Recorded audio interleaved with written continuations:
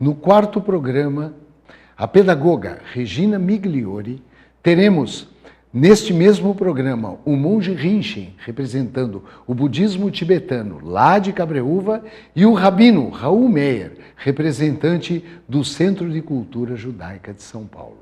Um bom programa a todos.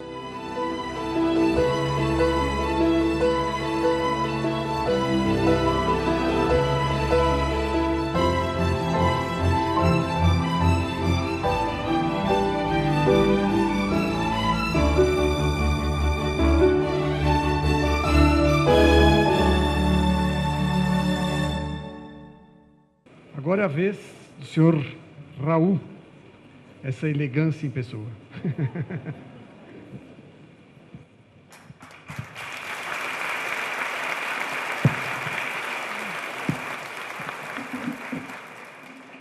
Boa noite a todos. Shalom. Newton Henrique, mais uma vez parabéns a todos vocês que pegaram uma tarde para uma elevação espiritual. Isso não é comum, mas é algo que faz com que nós tenhamos esperança num dia melhor amanhã. No judaísmo, aliás, eu vou falar como o irmão mais velho aqui, e eu sou, provavelmente.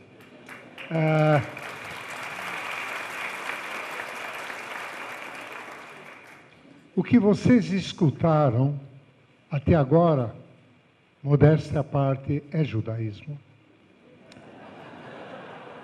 O judaísmo foi a primeira religião que apareceu de Abraão, que pensou num Deus único, e começa a linha monoteísta. E se vocês falaram de Jesus, como meu colega o bandista, ele foi judeu, nasceu, viveu, morreu judeu. E o que ele está fazendo lá, e se vocês olham aquele quadro, ele está ensinando. O judaísmo não é uma religião.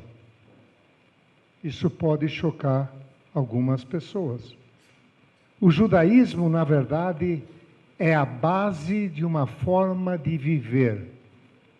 Ele se baseia em 3 pilares: Torá, Avodá e Gemilut Hassadim.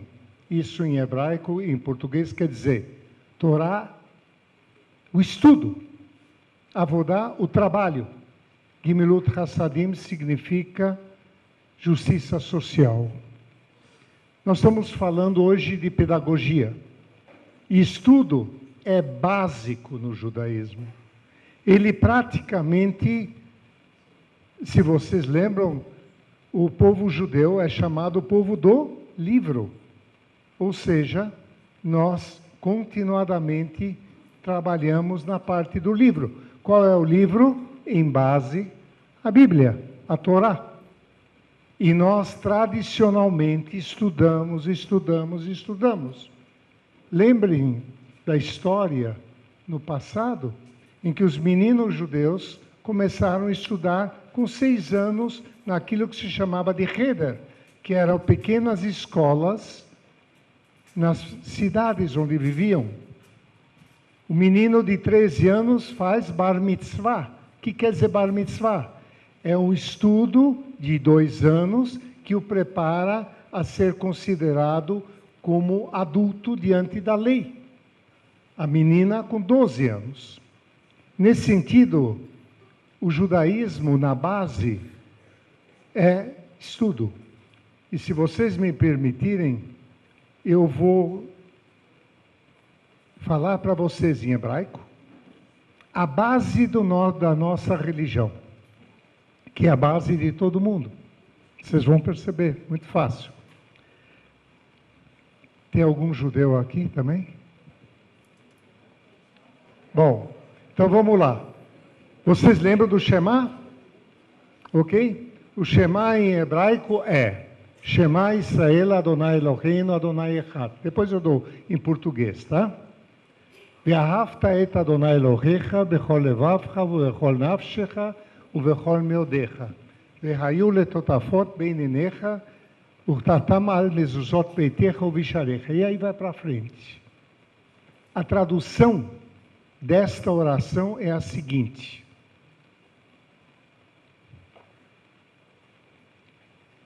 escuta, Israel, o Eterno é nosso Deus, o Eterno é único. Louvarás ao Eterno teu Deus, amarás ao Eterno teu Deus com todo o teu coração, com toda a tua alma e com toda a tua força. Que essas palavras que hoje te ordeno sejam gravadas no teu coração. Presta atenção. Tu as ensinarás aos teus filhos na tua casa, em teus caminhos, ao amanhecer e anoitecer. Tu as perderás como sinal à tua mão e te servirão de cinto entre teus olhos. Tu as escreverás nos batentes da tua casa e nos teus portões. Tu as ensinarás ao amanhecer e ao anoitecer, ao caminhares em caminho ou ao estares em casa. Então, pedagogia é judaísmo. Vocês sabem que esta oração está nas portas das casas dos judeus, que é a mezuzá. Então, cada vez que nós entramos numa casa e olhamos aquele símbolo, sabemos que nós temos que estudar. E o estudo faz parte do ritual na sinagoga. A cada ritual judaico, seja no Shabat, seja em qualquer outro, nós lemos a Torá e nós estudamos a Torá. Aliás, aqui foi falado muito claramente do respeito pelo próximo. O judaísmo trouxe pela primeira vez a formação de um povo, quando foi a entrega dos 10 mandamentos. E o quarto mandamento qual é? Quem sabe? Guardarás o dia de descanso, Shabat. E diz, e continua e diz, você, tua mulher, teus filhos, teu servo e o estrangeiro que está nas tuas terras. Ou seja, aquele que não é judeu, mas que ele é igual a você, seja ele de qualquer religião. E nesse sentido, o judaísmo traz o respeito para a religião do próximo. O ensino é algo que faz parte do dia a dia, como explicar. Eu vou dar um exemplo para vocês. Vocês conhecem o Hospital Albert Einstein? Ok? Vocês sabem que o Hospital Albert Einstein está criando uma universidade? Ok? Por quê? Porque formar profissionais. O meu amigo Lama estuda lá. Pós-graduação e doutorado. Qual é a ideia? É que o ensino faz parte do dia a dia. Não estou falando de religião. Eu estou falando de profissão. Eu estou falando de não dar peixe. Estou falando de ensinar a pescar. E isso é a coisa básica do judaísmo. Eu quero uma frase só que você me diga e que sintetize o judaísmo. E ele disse bem claro: não faça ao próximo o que não quer que faça para você. O resto são comentários. Vai e estuda. Boa noite.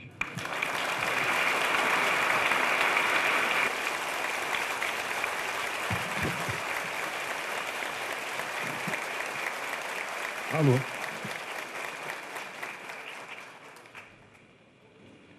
Muito bom.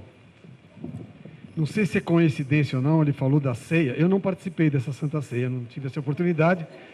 Mas existem 12 apóstolos aqui, vocês já perceberam?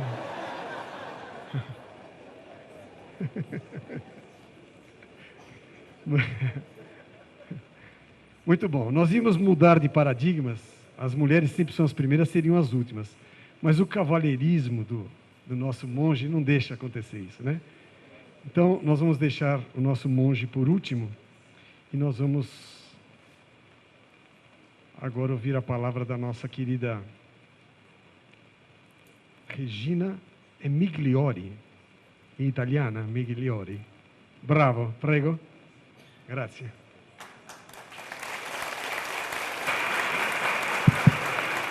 Gente, boa noite. É Regina de Fátima Migliori. E eu passei parte da minha vida ouvindo do meu pai que Regina é rainha, Migliori é a melhor. E que o de Fátima foi uma pitadinha de sagrado para dar uma equilibrada nisso e eu não me tornar uma pessoa insuportável. E eu, antes de mais nada, quero dizer que me levantei, porque alguém que carrega um nome desse é impossível falar sentada, né? Levantar e se mover é fundamental. E levantar e se mover também tem direta ligação com o tema do que nós estamos aqui conversando. Em primeiro lugar, eu quero agradecer profundamente ao Newton, ao Henrique, a essa comunidade da Obreiros pelo convite, por poder estar aqui. E também quero agradecer pelos preciosos 10 minutos. Esse é um tempo mais do que suficiente quando a gente está num modelo educativo estruturado num propósito amoroso. Por quê? Porque os 10 minutos se tornam suficientes quando a gente acredita que tudo que eu não disser, alguém dirá. Tudo que eu não fizer, alguém fará. Por quê? Porque compartilhamos do mesmo propósito. Então não é um vale tudo, mas é uma confiança compartilhada de que o tempo que me cabe é suficiente para eu oferecer a minha contribuição. Por quê? Porque eu estou em meio a preciosíssimas contribuições. E essa é uma profunda mudança no nosso modelo educativo.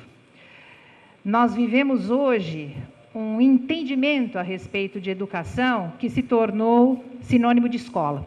E acho que essa é a primeira transformação que a gente precisa rapidamente e urgentemente compreender. Educação é um processo que ocorre ao longo de toda a nossa vida, independente da nossa idade, do nosso nível socioeconômico, do nosso grau de escolaridade. O processo educativo está diretamente ligado à nossa capacidade de aprender. E aprender significa se transformar.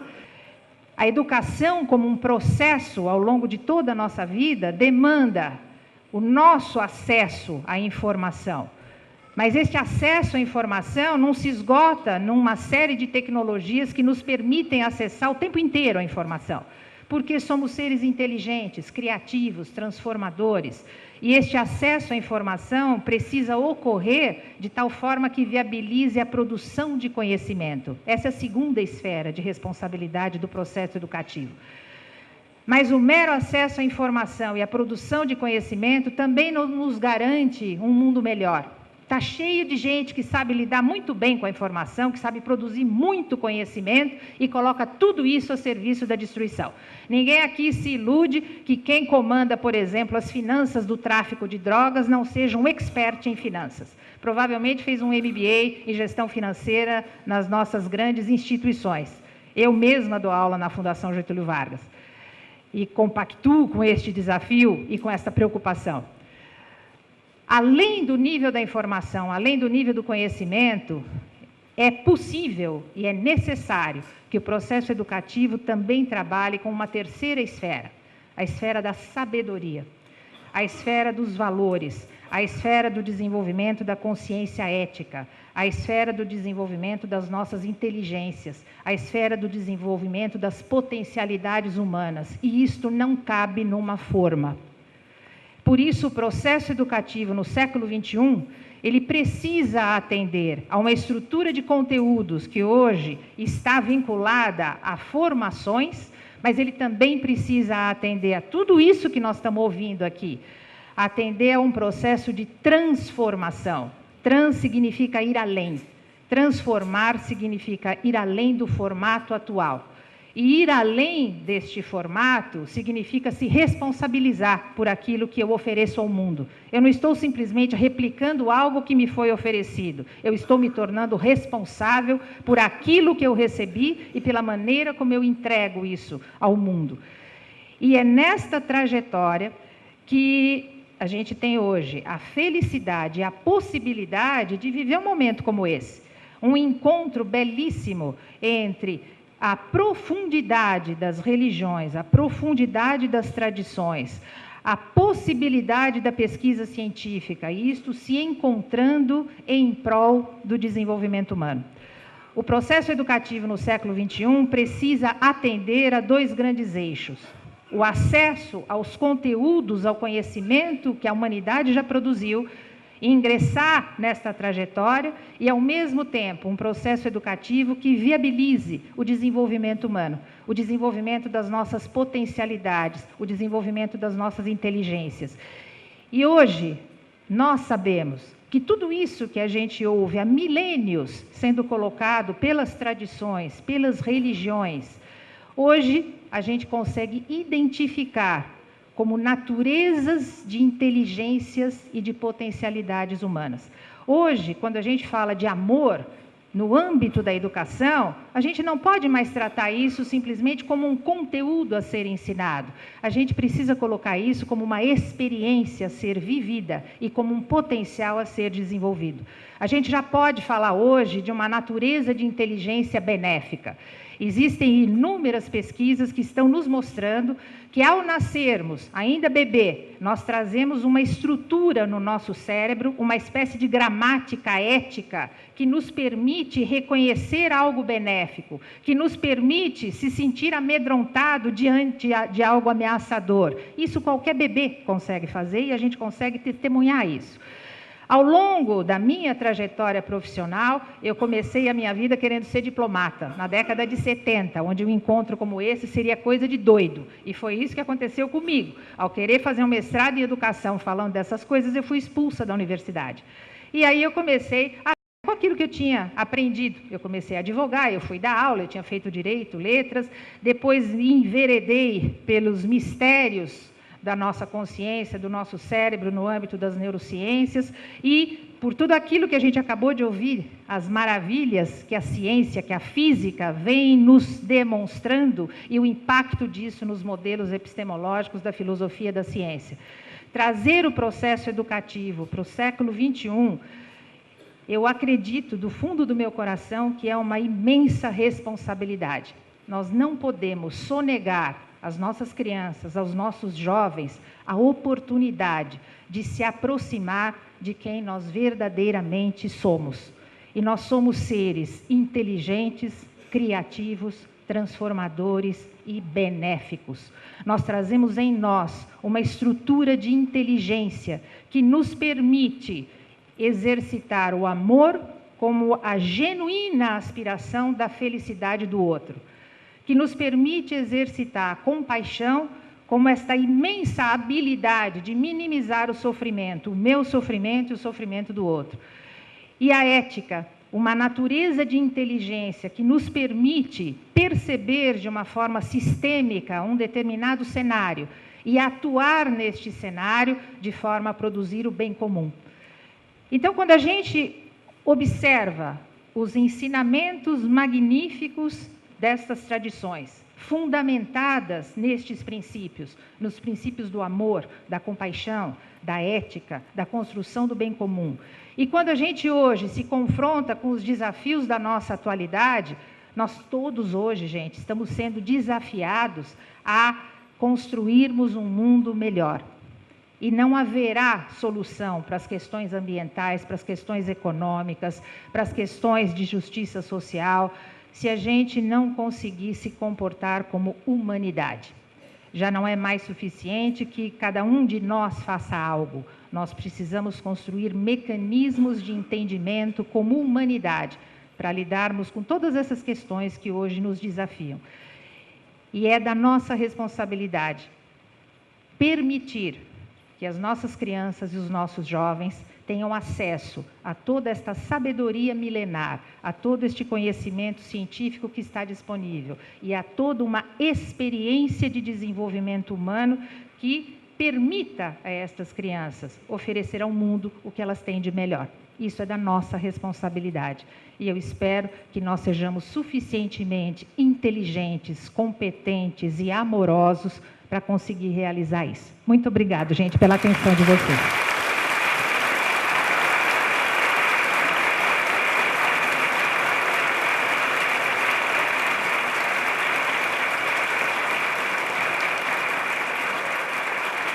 Agora o nosso cavalheiro monge, que deixou a senhora falar, né?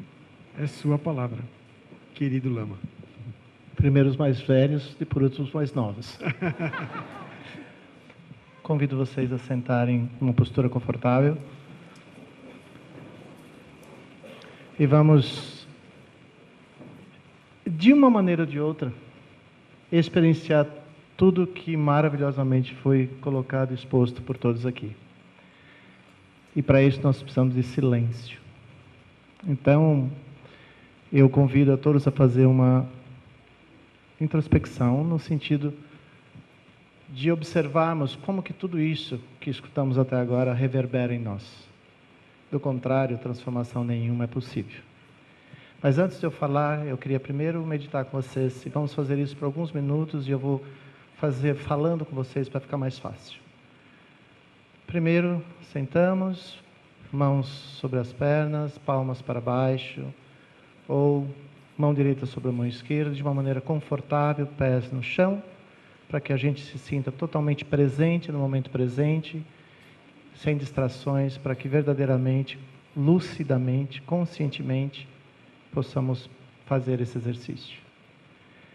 Respiramos inicialmente 3 vezes, longa e profundamente, amorosamente e gentilmente. Na primeira respiração, ao inalar, nos conscientizamos de onde estamos, do momento presente, de cada pessoa à sua frente, atrás, ao seu lado, sons, ruídos, aromas, cheiros. Nos conscientizamos de tudo isso, de maneira que nada disso venha a ser causa e condição de distração. Inalando, retendo e exalando, permitindo que nossa atenção, foco, consciência presente no presente, gentilmente. Segunda inalação, inalando gentilmente e amorosamente, nos conscientizamos do nosso corpo, da saúde, da perfeição do nosso corpo. De uma maneira ou de outra, o nosso corpo nos permite sermos funcionais e atuarmos no mundo em que nós estamos inseridos. E agradecemos aos nossos pais e a todas as causas e condições que permitem que esse corpo permaneça funcional e que nós possamos nos realizar nesta vida humana e espiritualmente. Inalando e exalando. Terceira inalação. Vamos trazer toda a nossa atenção para o momento presente. E carinhosamente depositar a nossa atenção plena, a nossa consciência plena, no movimento da nossa respiração. Inalando e exalando. E deixando que a nossa consciência, foco, repouse na nossa respiração tão gentilmente quanto o pousar de uma borboleta em uma flor. E nos aprofundamos nessa experiência contínua e vagarosamente, com foco e atenção plena. E deixemos a experiência acontecer. Nesse momento, eu proponho que cada um faça uso de sua memória e se recorde de um momento em suas vidas onde vocês tenham se sentido acolhidos, amados, respeitados, seguros e protegidos, e nutridos de amor, afeto e ternura. Inalando e exalando, reconhecendo este lugar em cada um de vocês, e por alguns segundos, habite intensamente este lugar. E para encerrar, dedicamos o mérito desse esforço, desse exercício, ao bem-estar de todos os seres, aspirando que todos sejam felizes. E assumindo a convicção de que possamos levar essa experiência ao nosso dia a dia, às nossas práticas de vida, e assim beneficiando incontáveis seres. Muito obrigado. Agora, baseado nessa experiência, de acordo com a filosofia budista, nós devemos estudar, fazer uso da nossa inteligência, da nossa capacidade de aprender, desenvolver, transformar. Então nós devemos estudar. Segundo, nós devemos contemplar aquilo que estudamos. Terceiro, devemos meditar muito. E meditar significa familiarizar-se consigo mesmo, familiarizar-se com o seu potencial, familiarizar-se com suas qualidades, como também familiarizar-se com suas limitações temporárias e presentes, pois todas podem ser transformadas. Então, meditar significa familiarizar-se. Estudar, contemplar, meditar, praticar, colocar em prática o que você aprende, o que você estuda, o que você observa, o que você experiencia em você. Colocar em prática. E ao observar o resultado que as suas práticas de vida têm produzido no mundo e no universo no qual você está inserido.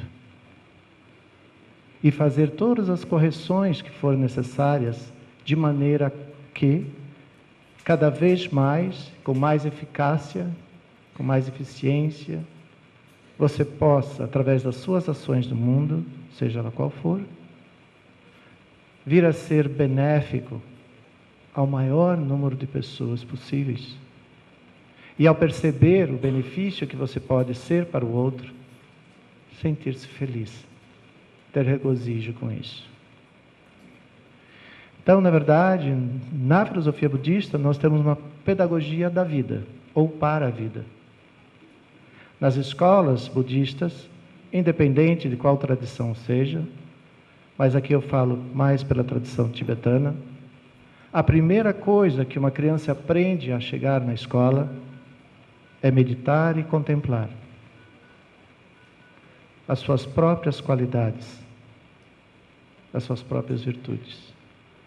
Reconhecer que cada um de nós, cada criança companheira de sala de aula, tem o mesmo direito que você tem de ser feliz, de aprender e de se transformar. Tendo isso como base, o conteúdo acadêmico pode ser oferecido, mas não sem isso ter sido base. Obrigado.